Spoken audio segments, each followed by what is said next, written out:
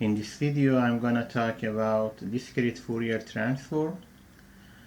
If we want to bring a time domain signal to frequency domain, theoretically we use DFT, discrete time Fourier transform, which is defined as x e j omega equals to n minus infinity plus infinity x and e minus j omega n. But the problem is omega is a continuous variable, and if I want to practically implement Fourier transform, I need to discretize the DFT, the discrete time Fourier transform. So the idea is simple. In digital signal processing world, we don't have any continuous variable, and we have to make things discrete. We have to convert continuous values to discrete values. So I can sample this function. As you know, from the Nyquist sampling theorem, I can convert a continuous time signal to discrete time signal. The difference here is we are in frequency domain and we want to sample in frequency domain. As you know, DFT is a periodic function, and with the unique frequency is between 0 and 2 pi, and I pick n frequencies from this continuous domain, for example 0 to pi over n, and continue to find n frequencies in this circle. So I select omega equals to 2 pi over n k. K equals to 0, 1, and minus 1. So here I discretize discrete time Fourier transform, and I call it x tilde k equals to n minus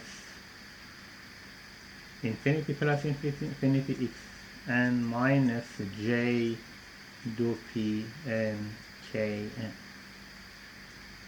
This summation is periodic in K. Actually, this is a DFS-like signal,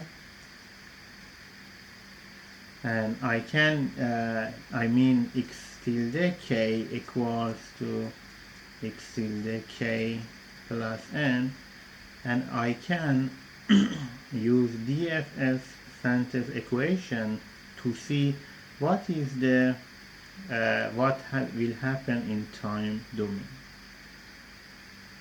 So I try to find x tilde n, which is using synthesis equation of DFS. 1 over n, k equals to 0, n minus 1, x tilde k, e j dou p, 2 pi over n k n will be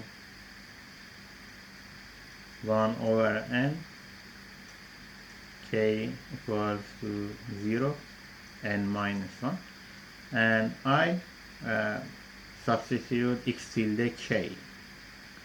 It is n minus infinity plus infinity x n. We can change the variable xm m or summation over m, e minus j dou p n m k e j dou p n k n. x tilde n equals to m minus infinity plus infinity xm. I can put 1 over n here. Let's correct it.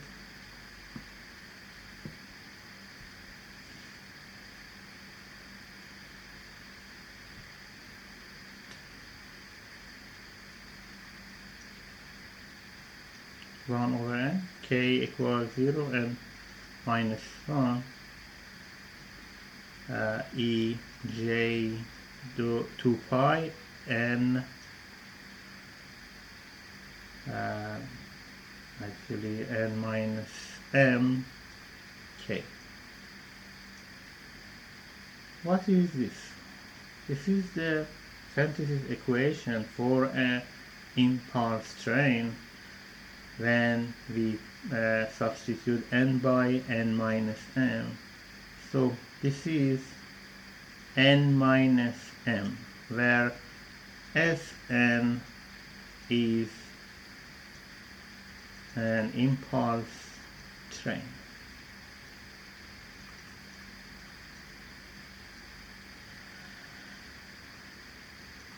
Finally, we have m minus infinity plus infinity xm s n minus m. What is this? This is convolution sum. So I have a convolution between xn and sn, and convolution with sum of impulse. We will have r minus infinity plus infinity x n minus r. From this summation, we see some copies of x n appears in the time domain. It has analogy between a sampling frequency, like sampling frequency, and actually we here that in that case in frequency there were some copies, but here in time domain we have some copies of signals. So we are on the verge of time domain aliasing. Let's continue. Between n and l minus 1, then n must be actually greater or equal than l.